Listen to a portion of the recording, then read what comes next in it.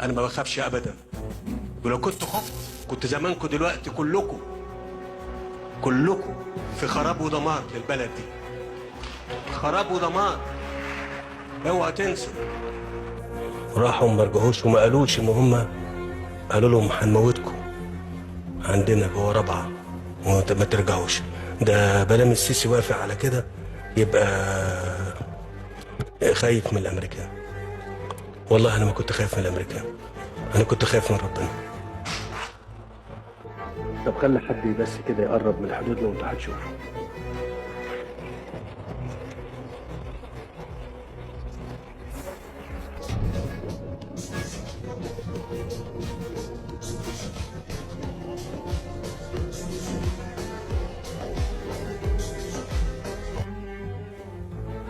اللي ما في محدش ياكل لقمته.